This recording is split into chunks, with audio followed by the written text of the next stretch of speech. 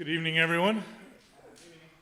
My name is Glenn Morris. I'm the chair of the Independent Redistricting Commission for the County of Santa Barbara. We want to welcome folks to this workshop this evening.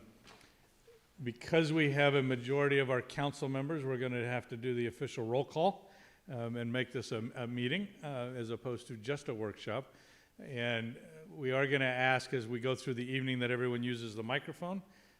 I don't usually need it, but it helps with the recording. And since we are recording all of our sessions, we'll make it a little more formal in that regard. So,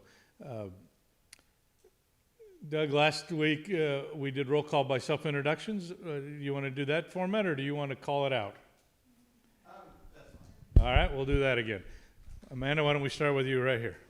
Hi everyone, I'm Amanda and I represent the 4th District. Now I have to do it again. Hi everyone, I'm Amanda Ochoa and I represent the 4th District. Hi everybody, welcome. I'm Jim Bray. I live in Orcutt and I too represent the 4th District.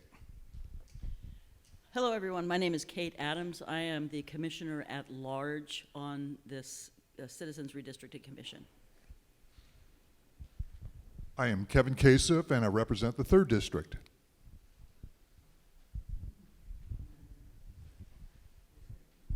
Good evening, Cheryl Trotsky, 1st District. Hello, Karen Twibell, 1st District. All right, and I'm Glenn Morris with the 5th District, so I think that's all of our commissioners. We got that out of the way. So I don't think we have any other formal business we need to take care of this evening. So our purpose this evening is twofold, well, maybe threefold.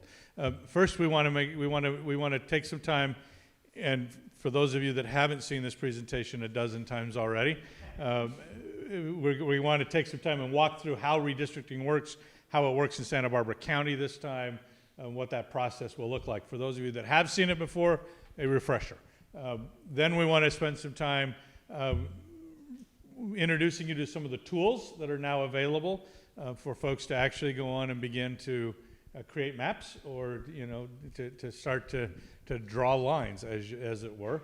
And then the final things, we would love to get some feedback from folks about their communities and what makes their community unique, and where they think that community belongs in the overall county supervisorial system. So with that, I'm going to turn some time over to Ryder Smith from Tripepi Smith to get us started. So, Ryder. Thank you very much, Chair Morris. Appreciate it.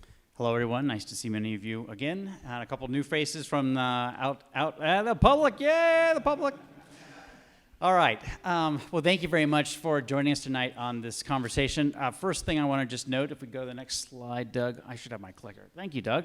This meeting is being recorded, so whatever you say will go onto the record, which is a good thing because we want to hear from you. And also, to the point that was made by Chair Morris, we want to make sure we use microphones tonight because we want to pick up all that precious, precious audio. Your words matter this evening. Next slide. So we're going to start here at 6:15, pretty much on the dot. We're going to end at 8:15 on the dot. And then we'll get you on your way. We would respect your time that you're put into being here tonight. Next slide. And then we have upcoming meetings. So obviously we have tonight's Monday, July 12th meeting that's going on. But then on August 4th, we have another meeting, which will be up in Santa Maria. That'll be a business meeting and a hearing as well for the commission. That'll be live and streamed online with Zoom. And then we have an August 12th meeting that'll be at Solvang City Council Chambers. So I'll be back kind of in mid-county for another meeting. And then finally, we have, this is my favorite slide that I get to talk to you tonight, which is tonight's goals. So for commissioners, you've already heard this, but for the non-commissioners in the room, we have a few objectives tonight. Number one, you get to learn from the experts. The reality is that the county, through its Independent Redistricting Commission, has invested in quality tools and quality consultants. I'd love to say that about myself, but I'm mostly talking about Doug Johnson and National Demographics Corporation, who is the premier redistricting firm in the state of California, a demographer firm, having, by my mind, have done probably 90% of the district formations of the state, if I had to guess. I don't know. Yeah, certainly for cities and counties specifically. So they're a juggernaut of expertise, and the point here is to help you learn about this redistricting process, a complex process, and hear from the experts. Once you are empowered with knowledge, you then have some expertise, and we turn to listen to you. We want to hear from folks in the community about what your communities of interest are. That's a term. You'll hear that a lot tonight, and Doug will explain what a community of interest is. And then after we get through hearing about communities of interest for a while, including an exercise where you get to talk to people, something like you were all just doing before we started this meeting. We're going to continue that conversation, focus hopefully on communities of interest. Then we're going to jump into some mapping tools, and Doug's going to take us through a demonstration of some of the cool tools that the county's invested in to make it possible for average citizens, average commissioners, to understand and use the tools to understand the demography of the county and the populations and how to draw some maps. And one of the great things that I love about redistricting and district formation work is it's one of the few areas of public policy development where you actually empower the public with the same tools or very similar tools to what the experts have. So you get to essentially sit right there and create your solution to the challenge of representation in Santa Barbara County. And then finally, you leave empowered, right? You leave empowered tonight with information and understanding. We're on a long cycle here, which Doug will explain, but ultimately it's going to culminate in some actions by the end of this year to create new maps and adopt those maps by this independent redistricting commission. So we are going to face some moments here in October, November, where we're going to start popping up some maps and getting feedback on those maps. And you, having participated tonight, will be in a much better position to comment and talk about those maps because you've done some pre-education and gotten ready for this very esoteric but important exercise. And of course, we certainly hope that after tonight, with all this newfound knowledge and when you've become a complete demography nerd, you're ready to go back and tell all your friends and family about the excitement of drawing maps. All right, so that's the hope and the dream tonight. Next slide is when I hand it over to Doug and let Doug take the microphone. So here you go, Doug. Thank you, Ryder. And thanks to all of you coming out tonight, and the commissioners in particular. It's a pleasure to see everyone in person for the first time. So I'm glad to be here. So first of all, what is redistricting? What is it that we're going through here? This is, every 10 years, as it says on the slide, after each census, every county in the state, every city that has district elections, every school district that has elections, all have to go through this redistricting process. It's all part of making sure there's equal population in each district. And so as a result of these changes, it changes who is in which district and which communities, as it says here, which communities are in each district and who will be voting for each supervisor. Technically, it really only matters, the districts only matter on election day. Legally, that's really the only time they matter. But of course, many policy decisions, each supervisor has more influence and leverage over the decisions for their district. So it does have long-range impacts as well. There you go. So why should you get involved? I mean, this is a brand new process. The voters of this county voted in the new ordinance that created this commission. And their hope is that you will get involved because this process matters. And as Ryder was mentioning, communities of interest, both under the ordinance and under a new state law called the Fair Maps Act, are really a big focus. So before, there are all the traditional factors you read about when you're reading about politicians drawing the lines. Now it's an independent commission drawing the lines. So now we have a focus on neighborhoods and communities, and how we define those is up to you, to people who live in them. So what does the process look like? What are the steps that we'll go through? The first round is what we're doing right now. Community input, hearing from you, what are your neighborhoods? How do you define your communities? Is it just the city borders, or is it more than that? Or within the city, are you a particular community? And then, of course, there's a ton of data that goes into this. Ultimately, the census data is the key number, because we have to have an equal number of people, as I'll talk about in a moment. So there's a lot of data, and we make all that data available to you, as we'll show you in the tools. And then because this is, in particular, because this is an independent commission, there's a lot of public review. So there will be draft maps, and we'll be asking for residents' input on which maps you like best. And often with independent commissions, the adopted final map is drawn by a resident. Someone has followed the process, listened to the commission, listened to the public, and drawn a map that gets adopted. So that's what we love to see, and that's what we're hoping people will get involved and draw maps. Which, I knew this slide was next, which is who draws the lines. Officially, it's the commission. The commission will choose the map. But who draws the lines is everyone in this county. To some degree, every resident is a commissioner, because through the online tools that we'll show you, everyone in this county can draw a map. And even if they don't have computer access, you'll see the paper maps. So we do have ways for everyone to get involved in this process, and we hope they will. And ultimately, it is not the supervisors. This is the key factor. It is no longer the supervisors who choose the map. It is the independent commission. Their decision is final and does not go to the supervisors for approval. So under this, as noted here, it was Measure G in 2018 that changed the whole process. So this is all new from what happened 10 years ago. So you met many of the commissioners already. If you watch our videos of the earlier meetings or come to future meetings, you'll see the entire commission at work. And right now we do have one vacancy, but there are 10 on the commission. Will eventually be an 11-member commission again. And it's worth noting, as you heard in the introductions too, there's 2 from each district plus 1 at-large commissioner. So that's how we get to 11. So this is the heart and soul of this process, is engaging residents and getting folks spreading the word about the commission's work. It's always pretty quiet before there are draft maps. It's when the draft maps come out that people really get fired up. So we're happy to see you here ahead of the curve, and hopefully you can spread the word to your friends so that as this process goes forward, more and more people start paying attention and kind of has a snowball effect. But really, we're doing extensive outreach. Ryder and his team have called, over 300 organizations now to spread the word about this and to start raising the profile of this project. We're in the midst of a series of hearings across the whole county where we're looking to, hopefully, as Ryder mentioned, get some input, but really just start getting the buzz going about what is going on and getting people talking about it. And then we'll look at defining local communities of interest. We have, as we mentioned, the tools with kind of estimated census data in them, so residents can start drawing draft maps if you want. And if you don't want to get in the estimated data, just draw maps of your neighborhoods and get us started that way. Then we'll have the official draft maps that the commission will vote on, and then we'll come out for a whole nother round.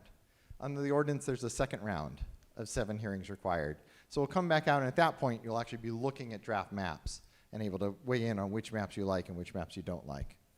And hopefully some of those maps will be drawn by the folks that come to these hearings. So that's our hope. But we are on this fast timeline. Under state law, we do have a deadline of December 15th. So it is going to be a pretty fast process, which is why that's the real impetus for getting the word out now. So what are the rules for drawing the lines? Traditionally, there weren't that many rules. Back when the supervisors drew it 10 years ago, the rules were only the federal laws that you see on the far left. 10 years ago, we had the same federal laws. So the U.S. Constitution, which says equal number of people, and it is total population. It's not an equal number of registered voters. It's not an equal number of citizens. It's an equal number of people counted by the census, which is all people. So that is why we're delayed by the delay in the census data, is getting that number right. So that is the first most important factor, is getting the equal number of people with a very small margin of error. At the same time, the U.S. Constitution says no racial gerrymandering. And that really boils down to race cannot be the predominant factor. It can be a consideration. It just can't be the predominant consideration. So, and related to that, obviously it does have to be at least a partial consideration because of the other federal law, which is the Federal Voting Rights Act, which there's a lot of complexity to that law, but it really boils down to if we have a neighborhood that is particularly what the law calls a protected class. In this county, it's primarily looking at Latinos. They would be large enough numbers to be a protected class. They could be impacted by this. But if we have an area that's particularly heavily Latino, it can't be divided in a way that dilutes their voting strength. So that's the main rule. And 10 years ago, those are the only rules. But now, thanks to the new ordinance and state law, we have a whole new set of criteria that really tighten up how this map will be drawn. So that's the middle section there. First of all, we have to comply with the spirit of the California Voting Rights Act. Then we have to ensure the districts are geographically contiguous. All parts of the district have to touch the other parts of the district, except the islands, of course. But the land part, we can't have one part and then jump over to another part of the county and get a non-contiguous piece. Then you see right up front there, undivided neighborhoods and communities of interest. So I'll come back to what is a community of interest, but they're right up top.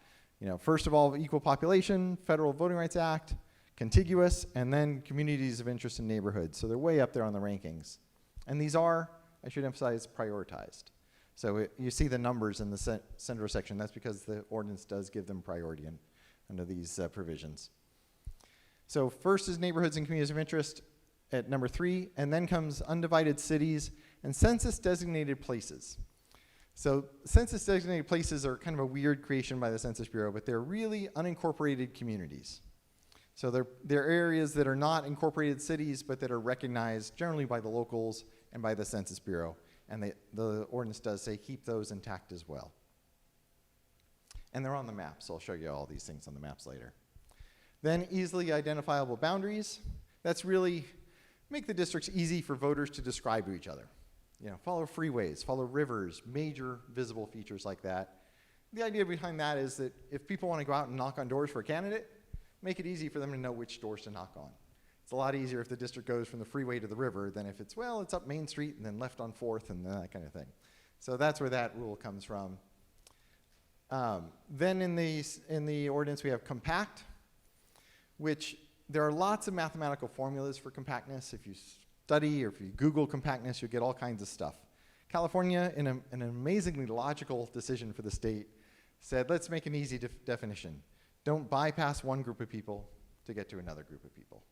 So you can't go around one group because you don't want them in the district to get to another group that you do want in the district. I should note, though, keep in mind where that falls in the list. So if you have a community of interest, like if there are two areas that share some common feature or some common characteristic, and in between is an area that doesn't share that, say income or whatever it is, you can bypass them for the community of interest criterion because that is higher than compactness. And then last is kind of a catch-all that was in the county ordinance. That's after you consider those factors, then you would consider topography, geography, and cohesiveness. These are not really legally defined terms, they're more ideas, kind of catch-all categories that you can define as you wish in your testimony to the commission. So those are all the listed ones, and these are the statutory requirements. You have federal statutes and then state and county ordinances. Other considerations that can come into play after all those have been addressed are future population growth. If you know a district's going to grow faster than the rest of the county, you can underpopulate it by a couple %. There's not a lot of flexibility there, but a little bit. And then the other one is minimize voters shifted from one year to another. So if people are in a district today that's going to vote in 2022, they tend to get upset if they get moved to a district that's not going to vote in 2024, because they last voted in 2018. And so you want to minimize how many people don't get to vote over a 6-year window. It's generally impossible to avoid that altogether, but it used to be a major consideration to try to minimize that. Under the new law, it's just a kind of a last consideration we can do. And so those are all the things we do want to try to do in drawing the maps. And it's worth it noting at the bottom things we can't consider. So the commission cannot consider the residence of an incumbent or a candidate. That's not allowed to be a factor in drawing the lines. And similarly, political data. We cannot favor or discriminate against a political party. So those traditional considerations are now out. And now we're focused much more on neighborhoods, communities, cities, and places. So as we're drawing the lines, again, this is a new era. You can draw from scratch. But looking at the current districts and our estimated population numbers, you can see that 2020 at the top row there, estimated population. You can see districts 1 and 2 were short by about 5% or almost 5,000 people in District 1, and by about almost 3% or 2,500 folks in District 2. While District 3 is quite a bit over at almost 6,000 extra people. And then District 4 is over a little bit by 1,000, and District 5 by even fewer at about 400. Now I do want to emphasize these are estimates. Estimates are handy to tell us what we expect the census data to show, but the only thing that's guaranteed about every estimate is that it will be wrong.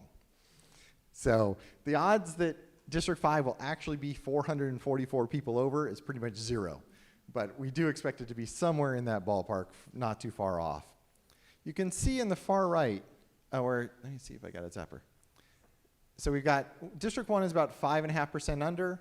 District 3 is about 6.5% over. The difference between those two is 12%. The law says the difference between the largest and smallest can be no more than 10%. So we do have, even if the districts were considered perfect by all those other considerations that I talked about, we would still have to adjust them to bring them closer to balance. So we have to be less than 10% between the smallest and largest, and the closer we get that to 0, the better. Then you can see our citizen voting age population numbers below. This is what we look at for the Voting Rights Act compliance piece when we're looking at the possibility of a Latino majority seat. What the law looks at for the voting rights piece is citizens of voting age, because that's your voting power. And you can see we've got District 5 is at 58%, so it's a majority Latino, and the others are from 20 to 34%. So interesting numbers. We'll have to definitely keep an eye on those and look to the community to hear more about those numbers as we go forward. So the focus of what we're looking for at this stage is community of interest definitions. What are your neighborhoods? You know, do you identify with the city or with a census designated place as your community? Or do you have a different community in mind? And the law defines a community of interest as it's stated up here, a contiguous population, so a geographic area. It can't be that, you know, I feel like in a community with the folks over in that part of town because we agree on some issue. It's got to be geographically defined and contiguous. And that shares social or economic interests that should be included within a single district for purposes of fair and effective representation. So do you have some issue that ties your neighborhood together, in particular a county issue, that ties your neighborhood together, whether it's traffic or county services or whatever it is that you identify? And it can be social or economic, so it can be you know, lower income areas that feel like they need more of a voice and want to be tied together. It can be areas that tend to speak Spanish at home. Whatever people identify as their neighborhood, we want to hear about that and add it to our list of communities of interest to keep together. So I somewhat skipped into this slide, but really we're looking for how do you name your community of interest? Most important, what are its boundaries? And they don't have to be perfect. You'll see we have mapping tools that will let you draw it on a map. So you can actually pull up data and define your neighborhood using that data, or just draw it however you view it. And then what are the issues that tie it together? What brings that community together? So that's what we're looking for in this input. And then as we mentioned, this is all about getting people involved. All about hearing, you know, what is your community? Describe your community, or as Common Cause puts it, tell us your community's story so that we can share that with the commission and that they can take it into account when they're choosing a map. Even better is to draw your community. Really put your own voice to what are those lines rather than us trying to interpret your words. And then, of course, provide that input both on your communities now and on the draft maps later on to the commission. And remember that URL, drawsantabarbaracounty.org. It's funny, the city is also going through a redistricting process as well with its own commission. So remember, it's drawsantabarbaracounty.org. If you go to the city website, they haven't really started because their deadline's a lot later.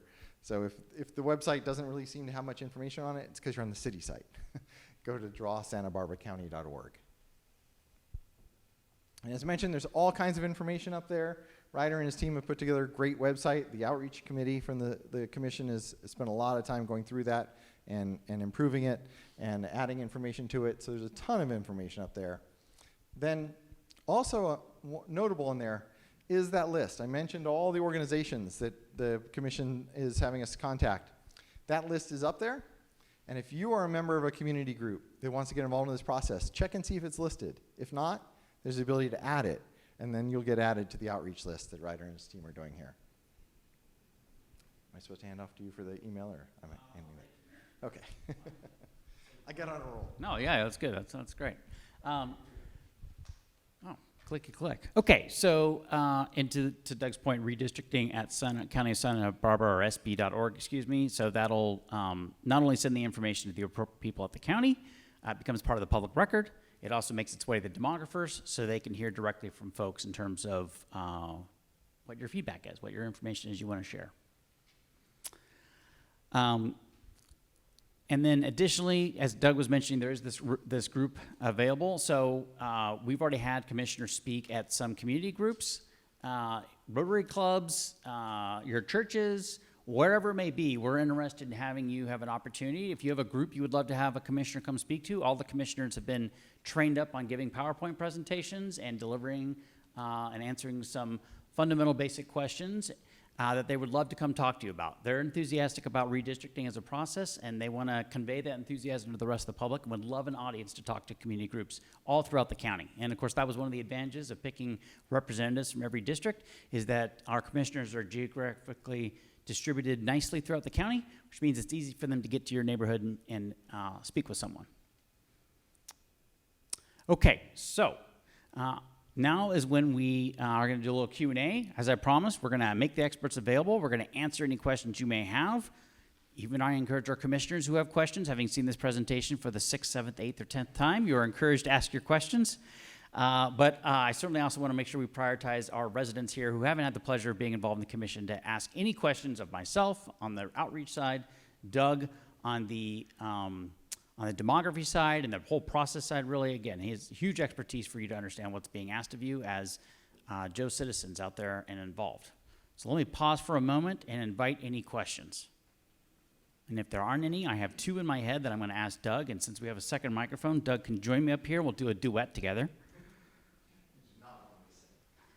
Don't make me sing. Just a reminder that you can subscribe. Would you like to? Thank you. That's true. So there is on the website itself, there is a subscription option, which will put an email in your inbox every time we have an update or some other information that we want to share about the redistricting process. So I would encourage you to sign up for that. And I see a wavering hand back here. I was going to ask, do we have to be a member of the community, in specific the neighborhood, to draw the lines? Excellent question. Doug, you want to answer that question?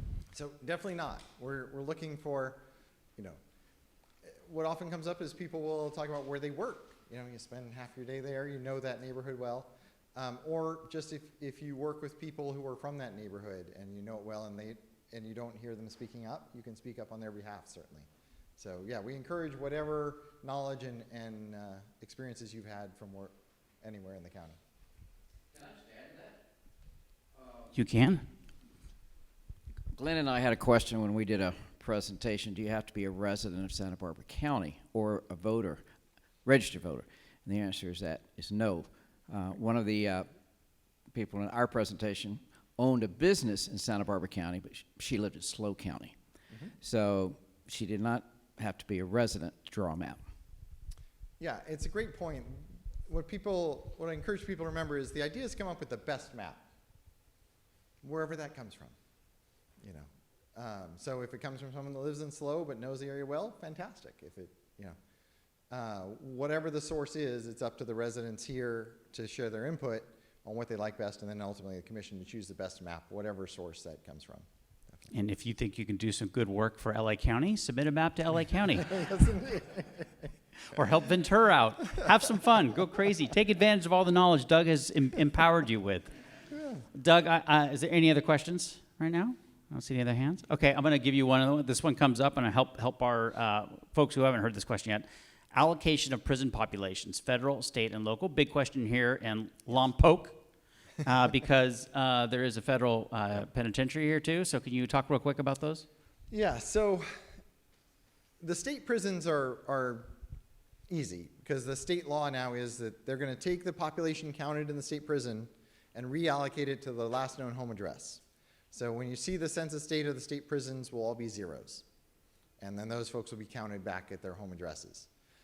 Federal prisons are a bit of a mess, thanks to the California law, and we don't have a decision yet. The state asked the State Redistricting Commission to zero them out. And we don't have any home address information, so they can't be counted back at home, but the state asked the State Commission to zero them out. The commission has not decided whether or not they'll do that, and the presumption is that they will. I don't know any reason why they wouldn't. But we're all waiting for that decision, and then that decision will be implemented in the data that the state will give us and that we have to use. So it's an interesting question. If they don't, then there's the issue of can the commission, and in particular Lompoc, when it does its city districting, can we zero it out on our own? Probably, but it's not entirely clear. So we're really hoping the state takes care of this for us, but we do not have that decision yet. And then I guess the only other one is any county prison population. Oh, so the county jails get counted. Well, it's interesting because you're not supposed to be in the census assumes you're not in a jail for more than a year. And so you're actually supposed to be counted at your home address, even if you're in the jail. California being California, of course, we've got this bizarre setup with people being sent from state prisons to county jails and all this stuff. So it's not entirely true. But the county jails should be zeros, but some of them are not. Okay, thank you. Same question, but You gotta wait a second. We gotta get this audio. same question, but for Vandenberg Air Force Base. Yes, so the base population is counted, well, for the most part, the base population is counted at the base. And so they will be population there. There's some temporary rules where they do get counted back home. But almost everyone on the base is counted on the base and will be part of that. Will be part of the county's numbers. This gets very complicated. Be glad that the base is not incorporated. Out in 29 Palms, we have an issue of the base is actually larger than its council district. And of course, it's almost all temporary folks because it's a training base. And active duty military are not allowed to run for office under Military Code of Justice. So they have a very challenging situation where we don't know what they're going to do with it. But yeah, so in the county level, it's less of an issue because the Vandenberg population isn't anywhere near a whole superzero district, but they will be counted at the base. Just a clarification back on the prisons. I heard you say that state prisons populations will be zeroed out and and sort of sent back to their last address. Mm-hmm. But for the federal prison, you've requested the state redistricting to zero it out, but those folks won't be assigned to their last known address? Correct, because the feds won't give up that information is the basic rule. So we don't have any last known home addresses to count them at. So they just get zeroed out. So if you're in a federal prison, you are zeroed out as far as the census or redistricting of a county or state is concerned? For electoral redistricting, that's the plan.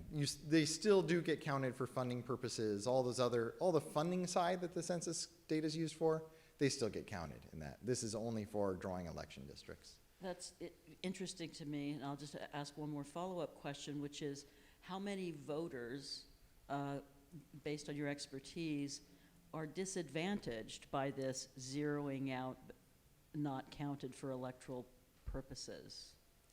Well, on the federal side, it's all felons.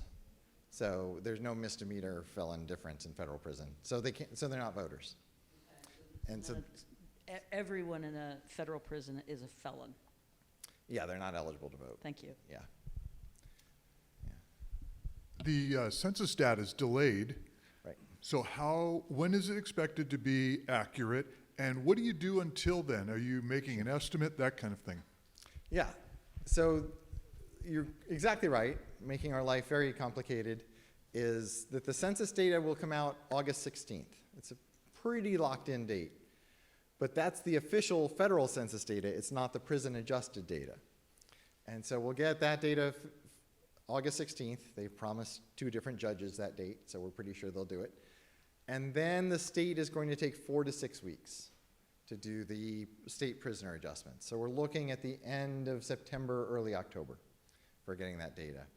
So you're exactly right. We have developed this estimated data that we did a lot of work. Some folks try to do estimated data with American Community Survey data from the census. You may have seen that Illinois actually has done their whole redistricting using American Community Survey data. And I think it's the only time I've ever seen the Mexican-American Legal Defense Fund and the Republican Party join together in a lawsuit because they're both thought it was ridiculous. And so lots of folks are talking about doing that. We looked at that data, and that data is kind of garbage. It's useful for statistical big picture numbers, percentages, but like they missed a 4,000 person dorm in San Diego, a college dorm in San Diego, just not there. So we didn't use that. We used the American Community Survey and census data on growth, and we simply took the 2010 population as a base and added the growth in. So we think we're pretty close, but it's certainly an estimate. You know, the one district that's 440 people over in our estimate could certainly be 100 people short. Yeah, we won't know until we get the official data, especially with this year's census, which is going to be more random than any census has ever been in its results, just because of the COVID challenges in picking it. So a clarifying point on that too, Doug. Normally in a typical year, when would the census data become available? Oh, yeah, good point. So by law, the census data has to be out before April 1st. So we should have had the data March 31st at the latest, and when the December 15th date was set, we were expecting to have the data March 31st. Now we still have the December 15th deadline, but we're not getting the data until the end of September. So we've gone from having whatever that is, 9 months, 8.5 to 9 months, down to 2.5 months. So the commission has a big project in front of it. Definitely. Yeah, fundamentally, yeah, to that point. Commission has a big challenge ahead of it. And the commission isn't alone in this. Every jurisdiction has this challenge, especially those that have a December 15th due date that make it particularly challenging for them. Yes? It meant I did get to celebrate my anniversary at the end of May because we didn't have data yet, but now I'm paying the price for the next 4 months. How many years? It was 20 years, so it scored me lots of points to be able to be there. That's a kind of an appropriate census-y like anniversary year. Exactly. A couple of questions. One, the delay in, no, a comment. The delay in the deadline, or excuse me, the delay in the data deadline makes it, it seems to me, even more important for citizens to get involved in this thing. Drawing maps, clearly you need population data, but already if you go to the website, drawsantabarbaracounty.org, which is kind of the only thing you need to remember, drawsantabarbaracounty.org, to get at all of us and all of the information that you need. There you will find materials that can help you draw maps. And I've heard, perhaps from you, that our website will become much more dynamic as soon as one person puts up a draft map and people can start commenting on it, right? So that's something that we can all start doing, you know, right away as citizens, is engaging with drawsantabarbaracounty.org and playing with the tools, exploring the data that's there, which will be changed by the census data. My question, so that's my comment. It seems really important this time because of randomness and chaos and delays that that citizens take the wheel, you know, that citizens drive and draw. My other question is I heard recently from a community member that San Diego, right, or maybe I guess it would be San Diego County, I don't think it's the city of San Diego, redistricting now, has asked for a extension. Is that true? There has been talks going on of moving that date. It's very unlikely to move, and I think the last report was that the bill that they were using is dead. So I don't think we'll get a date. The challenge is that, of course, we have the primary coming up. Early on, when we looked at how late the data was going to come out, there was actually talk of moving the primary from June to, you know, they already moved it from March to June, and there was talk of moving it from June to August, and that died a quick death, mainly because the time from August to November is too short. So there was talk. There has been a lot of efforts to see if we can squeeze out a week or two, but ultimately, when the folks called me and said, you know, we're dealing with all these clients, like, if we got you to January 2nd, would that help? And I was like, no. You know, don't extend me from December 15th to January 2nd and make these commissions meet over Christmas. That doesn't do anyone any good. And the worst part is the residents wouldn't come out. You know, if you were making your final vote between Christmas and New Year's, you're not going to get the public there. So I think that's all dead. There's still some people hoping for January 7th or 9th, but it's unlikely. Doug, could you also just comment real quick, because there was a commissioner just made an interesting point about drawing maps, when you can draw maps, when this commission can even start considering maps. So there is, I mean, to the point, there's a lot of, this has been a constant theme in all the cities and agencies you and I get to work together in. We're trying to prep the groundwork and get this thing all ready to go and then snap it loose the moment this data comes out, right? And make sure everybody's prepped. So we're trying to do all this groundwork. What are some of those key dates? Yeah, so you made a great point, which is the moment residents start submitting maps, we'll start posting them. And residents can draw maps now using the estimated data. We're barred by law from the consultants or the commission drawing any official draft maps until we have official data, and actually for another week after that, because the law wants the residents to have their first shot. So residents can use the estimated data, knowing that it's going to take some fine tuning once the final data comes out, but it's probably just going to be fine tuning at that point. So yeah, hopefully get some draft maps going. That's when maps start appearing is when people start engaging, because it goes from this bizarre esoteric issue to someone drew a line through my neighborhood, and that gets people involved. So you can draw maps now. We encourage it. We can't draw official draft maps until at least a week after that data comes out. So we're looking at mid-October at the earliest, and more likely, given that this is an independent commission, there'll be some more public input before we get to that point too. Yeah. All right. Cool. Oh, hang on 1 second. These are great questions, so thank you. Just for clarification, can the commissioners be doing draft maps individually? Not right now. So you can be playing around with the tool. You can play around with the numbers, you can look at numbers, but we can't have any commission-drawn maps or any staff or consultant-drawn maps until the official data is out and the public has had their first pass at fine-tuning their maps. And if I could clarify something too, because I'm trying to just make sure I recollect what I heard previously. I believe Chair Morris at one point had commented that none of the commissioners will be drawing maps. Is that what I want to give you a microphone to get a clear answer on that. Yeah, and I do want to clarify that feel free to play, as commissioners, to play around with the numbers, get a sense of where people are and look at the demographics and use all the tools for that. You just can't hit submit and then have us post that map. So what we've talked about as commissioners to date is that we're involuntarily not drawing, we're not authoring maps. Certainly can't right now, but we hope not to need to, because we would really rather review and react to maps submitted by the public.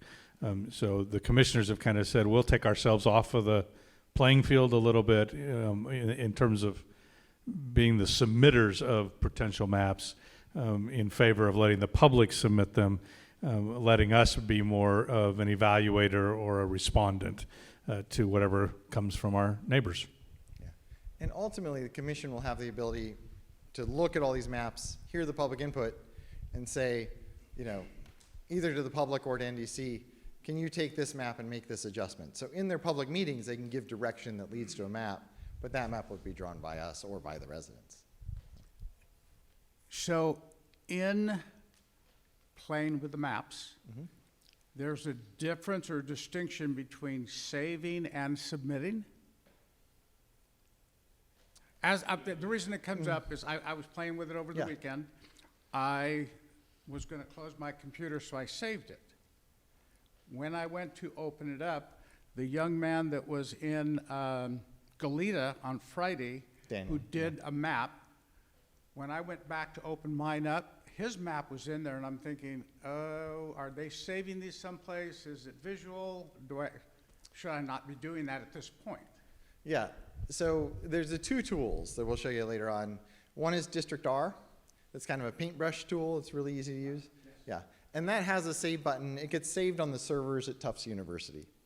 So, and you can come, if you catch the URL that'll show you, you have 24 hours to come back and change it. After that, that map's just saved on the servers, and you have to start a new map. So if you save it, yes, we know, we'll see who it's from. We'll know it's from a commissioner, we'll know you were playing around with it because you're not allowed to draw draft maps yet, official maps yet. The other tool is the Caliper Tool, which is a much more powerful tool. That you have the ability to, you have to log in, so it saves all the maps as you're going, but they're just saved for you to play around with. There's a formal submission process, so you just can't go through the submission process. Or if you do, we'll know it's a test map that you submitted by mistake and we won't process it. So all the maps come to us, and then we process them to post them online. The District R maps actually will appear on the District R site if you give it a plan name. But just saving it's not enough. You have to save it and then add a plan name. So if you just hit save, that's not going to pop it up on the public site. Thank you for your enthusiasm, though, in exploring the data. So after you do a map and you submit it, and you change your mind. Can you go back in, retrieve it? Can you do more than one map? So, 2 questions. First of all, can you do more than one map? Definitely. It's actually one of the things, the Maptitude online redistricting tool I was talking about used to be fairly hard to learn. It's much better now. I love it now. But we used to joke, no one drew one map. They either got frustrated because it was so hard to figure out and gave up, or they figured it out. They made it over that hump and then loved it and drew 3, 4, 5, 6 maps. So definitely you can draw multiple maps. Some people draw multiple maps because they think there are multiple good options, and that's great. Others change their mind, and there's no withdraw your map option in the tool, but you can send an email into the commission saying, I submitted this map, and we can see your email address so we know it's true. Please withdraw it and replace it with this as my proposal. So yeah, there's no withdraw tool. You just have to email it in. And if someone disagrees, be aware that it's part of the public record. So if someone likes your first map better, they may come up and say, well, Joe withdrew it, but I like it, so make it my map now. So that is a possibility, but you can, for the commission's purposes, let them know that you don't want it considered. These are excellent questions. We got the ball rolling here. Yeah. Lompoc is crushing on the questions tonight. All right. Any other questions? Okay, we're going to go to the fun interactive phase of this engagement. So I call this neighbor chat, and it's 15 minutes of conversation with your peers. For those of you that are not commissioners in the room, you have direct access to your commissioners tonight. There's several of them in the room, so you get to engage in some conversation with them about your ideas and thoughts on what you see as communities of interest. And that's really the big focus, right, are these little Lego blocks, as Shalice described them, of communities of interest. And we start stacking those Lego bricks together to form a district that hopefully has a population balanced number of residents within the borders that we end up drawing. So we're going to take 15 minutes to talk through that and let you all chat among yourselves and talk through some of those issues. To help you with that process, we have some visual aids. We do have some maps over there on that table. They're conveniently located next to the cookies, which I urge you to take. A, because the 30, 40-minute sugar rush will get us through the end of this meeting. And B, because I don't have to carry them in my car tonight, and then eat them all tonight in my hotel room alone on the floor. And then we also have some water over there, but please grab a couple maps. It'll help orient you, and you can, even on those maps, right, Doug, we encourage people just to draw circles or draw boxes or just draw arrows pointing out communities of interest. And you can even do that, and then you take a photo with your iPhone or your Android phone and submit it to the email address that we had earlier up on the screen. And that can become part of the record, and that is the kind of information that goes into the brains of the demographer so that as they go about doing their job to help assess maps and evaluate and help out the commission, we are aware of those communities of interest. So super important. But that's all we're going to focus on tonight is communities of interest. Any other comments you want to make on that? Just on that, just a note. So you'll have the one map that has all the numbers on it. And just so that it's easy to see the numbers, there are no city labels or anything like that. So we have a separate map that has the city labels, the freeways, and all that. We can stick it actually on the screen. Yeah, we can. While you guys are looking at the map, so you can have points of reference for the map. But those maps are made to be printed at home, 8.5 by 11, and we can't get the numbers and the labels on them. But thankfully, Ryder and his team have printed them large for today. So please grab some maps. That'll give you an excuse to stand up, meet some people. We're going to leave these questions up here for a little bit. These are the kind of communities of interest questions to contemplate, and then we'll do 15 minutes. We'll come back. We'll follow up with some talking to you about your communities of interest and get your feedback, and then we'll head into the demo section.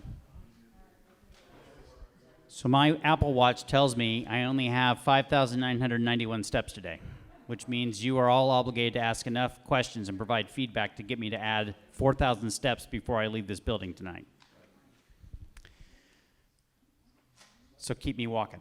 All right, so hopefully I gave you an extra bonus 5 minutes on that session where I got into a wonderful conversation about some of the criteria and selection. So I want to thank you for those excellent questions, and thank you guys for the active conversation. It's great to see you all talking with your commissioners and giving them some feedback and sharing your thoughts. Democracy in action. I should say representative government in action.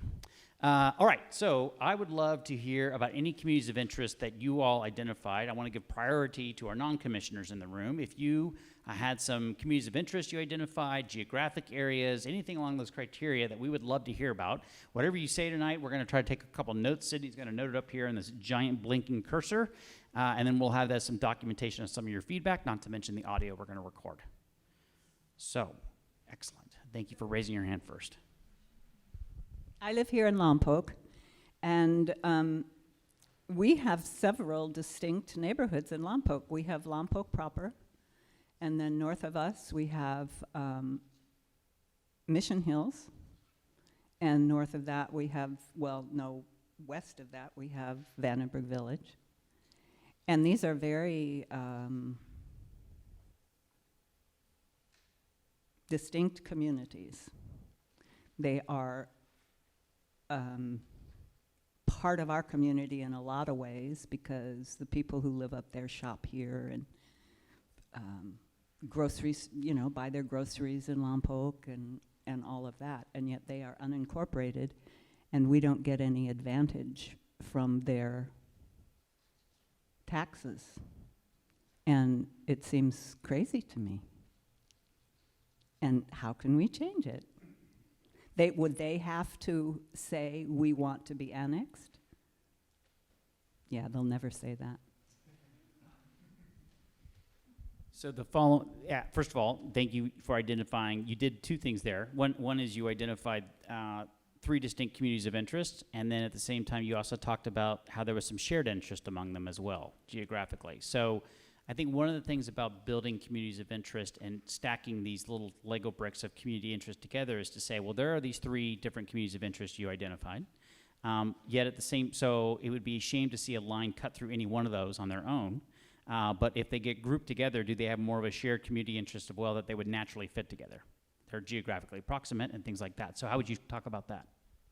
Well, currently Lompoc is in District 4, but all those other areas I mentioned are in District 3.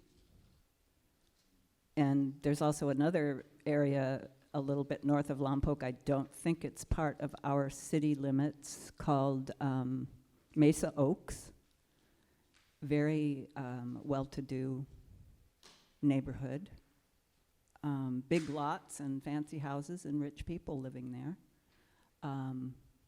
So anyway, we have a lot of different things going on right here in our own local community, and I'm not quite sure how to address it. Sure, we're encouraging conversation. I'm just curious, which area is Mesa Oaks? Mesa Oaks is a neighborhood that is north of Lompoc proper. You can turn into it off of North H Street, far North H Street on the right. And south. Yeah. Well, supervisorial district. Well, they're part of the 4th district, you say, Mesa Oaks? Okay, all right. But they're not part of Lompoc proper. Yeah. So part of that's an annexation matter, as you noted. Well done. Well done, an annexation matter. But for political purposes, do you want to maintain them annexed into the greater Lompoc area in terms of voting power within the supervisorial district, is I guess part of the question. Do they go together, is the question. Do they go together? I think that they do go together. We are a closer community. Like she was saying, they shop here. They do. We're all friendly here. I think that the biggest issue for that community is that their property value taxation goes to the county instead of the city, and the city could greatly benefit from that kind of taxation. And we more than likely the local fire is the first to respond to that. I'm sure that the sheriff's is close by as well, but most of the facilities that they use are best here in town because it's a city. It's very convenient for them. Excellent. That is great. First of all, gold star. Nice job. Way to kick us off. That was good job. Good citizen participation. All right. Anything? Do you have some communities of interest you want to talk about? Sorry to put you on the spot. Well, I actually grew up in Santa Barbara, and I purchased a home here in Lompoc. So I'm actually quite familiar more with Santa Barbara than I am of Lompoc. And I do know the communities that were district for the city of Santa Barbara. And when I grew up and I said I grew up on the east side or I grew up on the west side, I know where those distinct areas are, and the lines just aren't reflective of those communities. And I know exactly where the Mesa is, and I know where Upper State is, and I know where all these areas are, and I just don't feel that those lines were drawn appropriately. I do think that they were taking into account voter registration and other factors into it, but not necessarily the actual community that that people respect and know and have grown up with. So that's Okay, excellent. So partly that's feedback about your observations about how they cut up Santa Barbara City in order to, for the supervisor lines that run through the city of Santa Barbara? Well, for the city for one, but also, yes, the supervisory, it seemed that it was cut at south of Figueroa Street, and it just didn't make any sense where District 1 was and District 2 was. Perhaps that if we followed like the 101 or the 154 or something like that manner, it would make a little bit more sense, but it just seems that where the line is between 1 and 2, they just squiggled a line and they made it to whomever's benefit. Okay, well, the good news is that the demographer working on the city of Santa Barbara redistricting is also the same guy that's standing over there, so that works out pretty well for you. Oh, 1 second. I'm just going to challenge us with a question. I get curious, and the more questions I can't answer, the more I want to hear from other people about them. When we talk about communities of interest and county supervisoral districts, we're talking about large swatches of land. For example, we're sitting in District 4, which includes Lompoc and I guess Mesa Oaks as well. But it also includes where I drove from, which is Santa Maria, right? The District 4 includes a chunk of southern Santa Maria as well as Lompoc. I mean, here it is on the map, that purple part.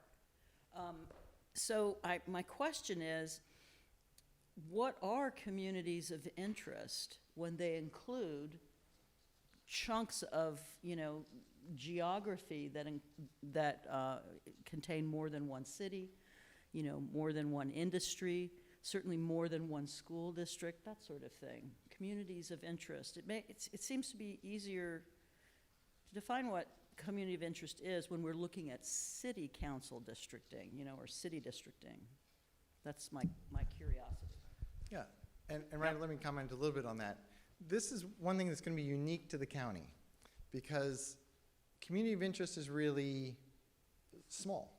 It's focused. It's not. Look, the district is not a community of interest, as Ryder was mentioning. It's the communities of interest are Lego blocks that you build together. But as I mentioned in the criteria earlier, you have a criterion that no one else has, which is cohesiveness, which is kind of what could be defined. Not necessarily, but could be defined as what ties a given district together. So that brings in, I think, more along your line of how do you get 89,000 people that are cohesive? It may not be possible, and it's way down on that list of criteria, so we may not get there. But that is kind of an interesting twist here. Of we may be looking for a district that is cohesive, which might make it a community of interest. But in reality, what we're looking for from the public is smaller things, small areas that become building blocks. You guys were mentioning county versus city collection of property taxes. That makes sense to think a lot about, it seems to me, when we are drawing new lines for county supervisors as opposed to city council people or state representatives or something like that. It's a kind of unique job. I hope that the two of you get really involved in because Lompoc is redistricting this year too, right? I hope y'all get really involved in that as well and juggle those two different sets of things in your head. Yeah. Lompok's having a meeting 9 days from now, same place, I believe. Come on back. Come back next week. Same cookies will be here. Well, I was speaking to Commissioner Trotsky, and when she entered the meeting room today, she mentioned that she saw that there was a boot scraper as you entered the building, and this is something unique for us because this is kind of stands a part of how we are as a community, and if you were to district us with somebody down south who wears sandals all the time, you can see a bigger contrast. So the valley wants to be the valley, the north side, the south side, the valley, and we all want to be. And so if we start incorporating folks who are wearing the sandals, then then it ceases to be farm and ag community that we all know and we live here. That is one of the more unique pieces of community of interest feedback I've ever heard, but it's excellent. It is excellent. That is actually the boot cleaning facility at City Hall criteria will be phenomenal. Was there another comment? Yes. Do we have access to what zip codes pay or what areas pay taxes? Those groupings of. Do we have that information? We don't have any tax data now. I mean, not dollars, but like what areas are paying to the county versus what areas are paying to a city. Oh, it's just going to be your incorporated versus unincorporated areas. And that would be the easiest way to determine that. Yeah. Okay. Yeah, so we'll show you the city maps. So the trick is when you look at those maps, there'll be those census designated places I talked about that are highlighted in their consideration, but they are unincorporated, so they'd be paying county rates. They wouldn't be paying city taxes. So like Vandenberg Village is a census designated place. I'll show you on the map later on. So it's, for tax purposes, it's just unincorporated county land, even though it's recognized.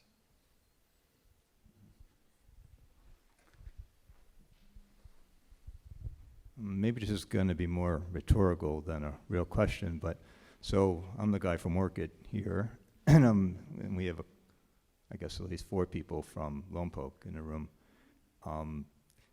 And when you look at the rank order priority of what's the guiding rules for drawing lines, what you won't see is political history, where I've only been here for 14 years. The last 3 supervisors all come from Orchid. Joyce Howerton, I remember running and kind of got nowhere from Lompoc. And more recently, we don't even have to have our Orchid folks don't even have to campaign. They just walk into office unopposed. I'm wondering if that's, and no one's going to have to answer this, but if that might be a flag that the relationship between Orchid and Lompoc is problematic. I'm thinking democracy. I happen to be a political scientist, but I'll just raise that and leave that question, about that relationship, because we look great geographically. We're cohesive or continuous when they draw the lines, but. Okay, interesting comment. Thank you for that. Anybody else have a comment about a community of interest? All right. So one observation is, I guess I would ask a question. Fire risk is a big issue throughout California, certainly a big risk in Santa Barbara County.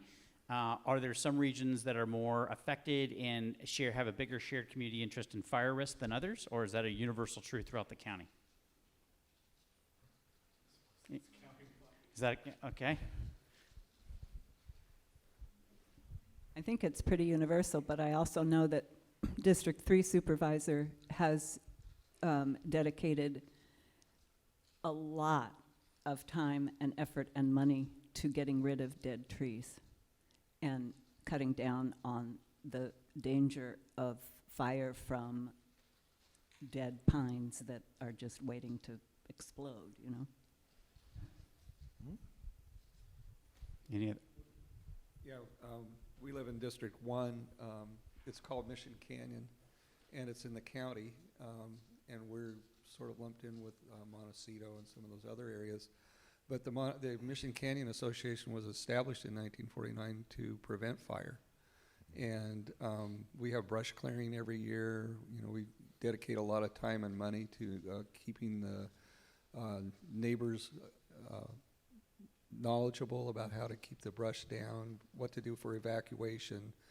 We get grants from the federal government. We've gotten several grants for brush clearing and chipping. You know, they bring in goats, you know, to eat the brush and stuff like that. So Mission Canyon's definitely a separate area of interest. So I guess I would just point out that is like what you described would be considered a community of interest, I believe, and so it'd be a shame if a line was drawn through that, for example, right? And there's a particular, I mean, that not that you're not the only ones in town who care about the fire, but you have a defined community that's already working on that issue and has, you know, put some organization to that process. So that's a building block, that's a Lego block in the community of interest development. Any other community of interest ideas? I can jump into the tools. Okay, why don't we, so we'll go ahead and jump into tools. We're gonna jump into the tool demo now. So I know some of our commissioners have seen these tools, so they may up and walk out. Please don't interpret that as their disinterest in the tools. It is only the fact that they've already nerded out on maps enough that they're good to go. And I'll hand it over to Doug, who I think, are you gonna sit over here, Doug, and operate it? So we'll set you up with a mic stand so you can sit there and do piano player style to navigate and make it all go. So, and it's worth noting, as I'll show you in a second, they're all on the website. So if you don't have drawsantabarbaracounty.org stuck in your head when you leave, we have failed. So drawsantabarbaracounty.org. So these are all step by step. They're designed to be easy to use for everybody. They're obviously, given the quantity of data involved, they've got to be online, but for everyone with internet access. So first I'll show you a story map, which is really just a story. It walks through the data. So I'll show you that briefly. And it literally is all you have to know how to do to go through the story map is scroll down and click. Then we'll show you an interactive review map. And this is what it says. It's not a tool to draw anything, but it's packed with information that you can call up. And so we'll show you that. And this is information that if you want to go look for fire hazard areas, if you want to go look for where are those census designated places, I'll show you how to do all that. And you've gotten a little bit of a preview of this. This is the paper kits. So I won't spend a ton of time on them since you've already seen them. But these are the paper kits. And then you may have noticed, and there was some discussion about the paper maps that have ID numbers on them. They are for the Excel tool. So if you're comfortable with Excel, and we always say, don't try to learn Excel for this, it's not worth it, but more and more people do know Excel. So if you're comfortable with Excel, you can use the map that has ID numbers on it. You punch into the Excel sheet the district assignment of each of those areas, and it will do the math for you. So very handy if you don't want to work online in an online map, but you do want to see demographic breakdowns of your proposed districts, in addition to the total population. Then the last two tools we'll show you are actually mapping tools. So I'll show you District R, which is a really simple, it's literally an on-screen paintbrush. And you can choose to draw just your community of interest or multiple communities of interest. Or there's also an option to draw a whole district. I will caution that trying to draw whole districts using a paintbrush for an area as large as the county does get a little tricky and monotonous. So it's really tailored to drawing neighborhoods, but you can use it to draw districts. But the more powerful tool for drawing districts and the one that's designed for that is the last piece that I'll just briefly show you, which is the Caliper Maptitude online redistricting tool. And this one is specifically designed, and this is what Ryder was mentioning, has all the data and essentially all the power of our desktop software at your fingertips to draw lines. So again, just the one thing to hopefully take away is you don't have to use any of this. It's all designed to be from very easy to very powerful, whatever tools you want to use. And hopefully people feel empowered. So with that, let me jump to we'll come back to this. I'm going to jump over to the website. So again, if we start at drawsantabarbaracounty.org, and I'm on the wrong screen, so let me drag that over here. There we go. Here's your site. If you go to draw a map, this is where all the tools are. And again, we start with the basics. Paper-only maps. Here's your public participation kit. And we are doing a Spanish version of that. We just don't have it ready yet, but that'll be ready shortly. So you can get that PDF file. Oh, the city computer here doesn't like our links. But if you click on that, it'll download the PDF file. And then this is a link to the PDF, which has these, the highways and city names on it for reference, which is to the same scale, so you can actually lay them together. Then you've got the Excel sheet. In the interest of time, I'm not going to go into a lot of detail, but again, you open it up. When you open the file, there are 3 worksheets. The first one is instructions. Really easy, 6 steps to it. The second one is where you enter your information, and the third one is the totals. So super easy if you want to play around and see demographic breakdowns of your districts, and you're comfortable with Excel. Then we get to District R. Did we get it?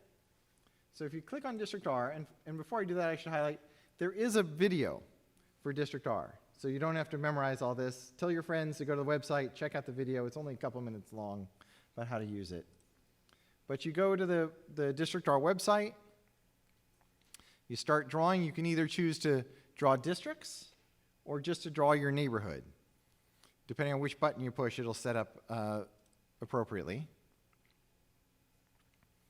And it comes up with the county. And you can use the plus and minus up here to zoom in. You can click and drag if you want. And as you zoom in, you can draw your neighborhood. Let's go in here. We're in Lompoc, so I'll come down here. And then up here on the right are your controls. So this is the pan tool. If you click on that and you click on the map, you get to move the map around. Here's your paintbrush. And note that you can choose the width of your paintbrush. So if you want to do a whole district and you want to start big, as you move, I'm just dragging the mouse around, it will highlight a big area. So you might start with that. If you want to draw a big neighborhood, say click on that. And then if you want to fine tune it, you make your paintbrush little and see how it's highlighting a much smaller area. So you just drag and click, or you hold down your mouse, and like I said, you just paintbrush over your neighborhood. Obviously, I'm just choosing a random area here. And if you make a mistake, that's where the third tool comes in, the eraser. Pretty simple, paintbrush and eraser. Come down here and erase. That's all there is to it. If you want to get some numbers, this inspect tool, little magnifying glass, as I move the mouse, it tells me how many people are in each census block. It is decimal numbers, you might notice. That's because these are the estimates. And so when you get the official census data, obviously they won't be decimal numbers. But it does tell you how many people are in each block according to our estimates. Now, if you were doing something like, if you were defining your neighborhood based on a socioeconomic thing, you can get data. Let's go down here to children at home. You have lots of different options. That's children at home. You can say high school graduates. A very common one is renters, the percent of households that are occupied by renters. So you could see that shading and then highlight based on that. I just get my paintbrush. And I would bring in this area and paint that area in if I wanted to get renter, a whole renter defined area. So you can overlay this data and look at it as you're working. Another common one, Spanish spoken at home, multifamily residence. So that'll highlight your areas where there are apartment residents versus single-family home residents. And you get Spanish spoken at home, Asian languages spoken at home, other languages spoken at home. And then you can also get income, high school graduates, college graduates. Lots of demographics that people tend to use when if they're defining socioeconomic-based communities of interest. So that's all available, and you get to it simply by going to the data layers and down here to additional demographics. You can also get more simple population numbers, total population shadings, things like that. But those will be more useful once we get the 2020 census data. Or if you're looking at voting rights considerations, maybe if you're working up in Santa Maria or an area that has heavily Latino populations, you can get the percentage of citizen voting age that's Hispanic or that's anything else as well. So lots of data available to you. So you simply use your paintbrush and your eraser, get your neighborhood done. You can look at how many people you've included in this highlighted area. I've got almost 16,000 people here. And it tells us how many are in others. And so, okay, that's one. If I want to add another one, another neighborhood, I simply click the plus button, and it gives a second color. And if I want to go back and forth to modify my original one, I simply check on that color. And then I can start in another one. One of the main difference between the Draw a District tool and the Draw a Community tool that I started with is that communities can overlap. Maybe you have a neighborhood, one neighborhood that's Spanish speakers at home, and another neighborhood that's people around a certain school. There may be overlap between the two, and this tool will allow that. So you can draw in the area and you can see the area that's in both. If you're in the districting piece of District R, you can't do that, because obviously a house can only be in one block, or in one district. And then when you're done, you click Save. You can do that. It gives you a URL that you can highlight or you can copy. This is something if you want to be able to come back to it later. Within 24 hours, you can come back and modify it. More often, people copy this and send it to their friends. Hey, I drew this neighborhood. What do you think? Will you weigh in support of this? You know, let's all go and speak in behalf of keeping this area together, kind of thing. And then if you give it a team or plan name, then it will appear on the home screen of District R. So if you give it a team or plan name, if you're done with it, if it's final, give it a team or plan name, and then it will show up so that everyone coming to that District R page will see it. And you can save it as draft. That doesn't really change anything. It just puts a flag in the back end saying it's draft. So we know that. The other key part to mention, though, is, let me go back, and close that, is the description. So on the drawing page, is describe your community. This is where you tell your story. This is where you say, what's driving that community? Why did you draw it together? And so really, that's the important piece to don't forget. To say, you know, we are concerned about X park. We are concerned about traffic. That's what brings us together. Whatever your community story is, you share that, and that gets saved when you save your map. So that's District R. Pretty straightforward. Again, paintbrush tool. You choose how wide your paintbrush is, and you can change that as you go along, and the eraser if you make a mistake. Pretty easy to use. Again, it's just painting it. You can see it works great for a neighborhood. If you were going to try to use a paintbrush tool to paint the whole county, that would take a long time. But it's possible. The other tool, if we go back here to this is back on the county website. The other main tool is the Maptitude online redistricting. This is the one that has all the power and demographics that we have. Again, you've got a training video that we recommend. There's also a quick start guide you can read through.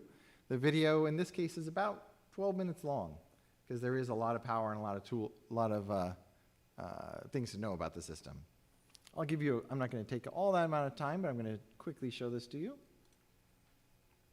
This one, it is more powerful. We do anticipate that you won't draw your whole countywide map in one sitting. And so you do need to log in, and it will save maps according to your login. I should note, to log in the first time, you just go to New User, create an ID. You can immediately log in. There's no verification process or anything like that. So you log in. No, I don't want to save my password on the city computer. And then you get to this. When you first log in, you won't have any maps listed. So you click New Plan, and you get to start either from a completely blank map or from the existing districts. I'll just choose existing districts, give it a name, in this case just Demo 2. But remember that in the end, this name will be shared. So keep in mind what your goals are. It's best to name a map if you can with what your goals are in terms of trying to keep, you know, X area together or something like that. To the degree you can, you don't have to. So it creates my map, and it pops up with a lot of information. First of all is your quick start guide. Remember I mentioned that? So you can go through this and get help, and this will pop up. Anytime you click on help, that quick start guide will pop up, and it'll be specific to what you're doing at the time. I do want to highlight one thing. This is one of the beauties of this tool. It's the only online tool we've seen that has this: languages. So we don't control which languages it does. The software vendor does that. But there are 6 languages. So English, Spanish, Portuguese, Vietnamese, Korean, and Chinese. I think it's Mandarin. It might be Cantonese, but I think it's Mandarin. So if you pick a language, all the controls and everything except the street names on the map don't change. But all the controls switch to that language. So it's pretty handy and pretty nice tool. The first thing you'll want to do when you come in is go to Tips. This is a great new addition. Anyone that used this system with a local jurisdiction 2 or 5 years ago, all that hard part to figure it out, Tips more or less gets rid of all that. It just walks you through section by section what you want to do. So I won't go through all of it, but you don't have to watch the whole video. You don't have to come to one of these sessions to learn it. Just scroll through the tips, and that'll get you there, and you'll be ready to roll. So first of all is what's on screen. A lot of information. If you come over here to Options, we've got our layers, and you can see all your different options of layers here and what's shown. Oops. If I click on the layers, you can even decide what you want to see and not see. So I can add zip codes on there. I can add elementary school districts on there. I can add unified school districts, rivers. All these things are things you can add on. Streets is obviously a very common one you want to add on. Landmark points and landmark areas, these are collected by the Census Bureau. So everyone always says, why isn't this point on here? Well, the Census Bureau in DC didn't know about it. But they're pretty handy. In particular, they'll highlight the National Forest. So you can see that. So these are all options to what you want to see on your map. And then options for coloring. The most common one, of course, is district ID. Oh, you can't really see it on the projected screen, but on your computer screen, each district is colored in. It makes it really easy to see what's where. But you can also get all of those demographics we talked about: Latino citizen voting age population, renters, college graduates, income levels. Those variables are all here, and you can show them on screen as you're drawing. So let me go ahead and do a little drawing. First of all, you've got your fairly standard zoom in. You can either click and it'll zoom in, or I can draw a box and it'll zoom in on that box. I can simply zoom out by just clicking or drawing a box, or this kind of funny looking all the way back circle. It's display initial map. That's go back to the county-wide map. So fairly straightforward way. And of course, you can use the hand to just move the map around. So let me zoom in. I'll just go in here. As I zoom in, you'll actually see, if I get in close enough, the population numbers. You probably can't read them on the screen, but if you were at your computer, you can read. These are population census block by census block. So really city block by city block. It tells you how many people are involved.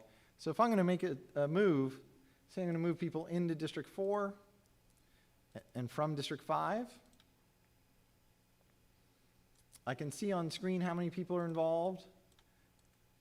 Let me go down a little bit. Oops. Oh, yeah. Didn't like that. I didn't make a change fast enough. So now it may make me log in again. Let me see. Oh. Yep. Okay.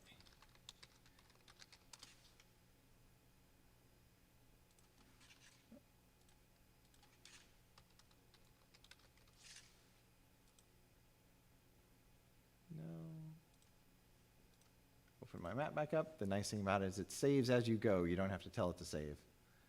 So let me go back again. I'm going to go into 4, from 5, zoom in, and then I can pick. You can pick one by one, which is very slow, but nice for fine-tuning, because you can literally pick block by block. Or you can pick by drawing a shape. And everything that my line touches will be selected as long as it's in District 4. This is why I told it my source. So if I had accidentally picked something in a neighboring district, it would know only pick things from District 5. And down here in Changes is this handy tally. How many people, change of estimated population, I picked 11,756 people. And it gives me running totals of here's my new deviation, here's my Latino CVAP numbers. So you can see the numbers and decide, did that change make it a change I want? If so, I hit the check mark box for yes. If not, I hit the X box and say, no, I want to go do something else. So say that didn't work out the way I wanted, I hit X, it goes away, and I can simply come over here and choose this area. And again, you're just click, click, click, and then double clicking when you're done. Say, I like that change. And you see how the little pop-ups come up. Wherever I move the mouse, it's going to be a pop-up that helps me along. So you just do all that, and when you're done, the last two steps. Plan integrity, find unassigned areas. It's going to check that popped up to say there are no unassigned areas. And plan integrity, find non-contiguous districts. Remember, contiguity is the #1 state requirement. And so it's found a bunch. Now, one interesting thing, you're always going to have some non-contiguous districts. You can guess why. It will zoom to them. That's the big part. And here's the little part, the islands. So the computer doesn't know they're islands. It just knows they're non-contiguous. So don't worry about those non-contiguous parts. Worry about the ones that are non-contiguous in the land area. And it will zoom in and show you where they are, and you can fix them. If I zoom out, you can see there are my two little non-contiguous pockets that should be in 4, but I didn't catch them with my line, so I just draw around them. And they're gone. And now if I go back here and reload this, you'll see there are now no more non-contiguous pieces. So those are handy checks. Just don't be thrown off by the fact that the islands show up as non-contiguous every time. And then the last part, you can, if you're working with someone, you can email it to somebody. So this is not a final map. You can simply email over a map and a little description, say, hey, what do you think? You can share a plan with everybody. So if you're working with different groups, you can say, hey, here's my in-progress map. And then you can submit it when you're done. And again, submitting your map, here's the box for your text. We do encourage you to say what was your goal, because we're hoping to get lots of maps. So the odds that your whole map will be adopted are pretty small. But if you say my focus was on getting this area united, uniting this neighborhood with this area, then the commission knows, hey, your real goal is this. Even if they don't adopt all of your map, they can be sure to keep that part. Where this comes in really handy is we find people spend hours getting their district just right. And then they population balance the other 4 and they don't really pay much attention to them. And so say your district is District 1 and you get it perfect. Well, you might make someone in District 5 really upset because you really sliced up their area because you were just population balancing. If you say, I was trying to get these areas together in District 1, the person in District 5 doesn't get mad. They know what your goal was, and they know they can take yours as a template, and they can, when it comes up as plans, it'll be listed. Then they can redraw your District 5 and keep your District 1. And that's how consensus gets built through an online tool, and everyone kind of hopefully gets to their goal in the end. So you enter in your description, fill in your information. We don't verify it. We're not going to check your addresses. But if we find a problem in your map and you gave us your real contact information, we'll let you know. If you gave us a fake email address and we find a problem, there's no way for us to tell you. So we do encourage using real email addresses, even though it doesn't verify them. So that's a quick spin around. Again, this is a very powerful tool. It does take some learning curve. There is some effort. You have to go through those tips and kind of get the hang of it. But once people get the hang of it, they love it. But if you're intimidated by it, if you're not interested, don't feel you need to use it. Draw your map on paper, send it in with your camera phone, and we will input it for you. So hopefully people feel empowered, not scared. So on this tool, oh, wait, we got to get your mic, sorry.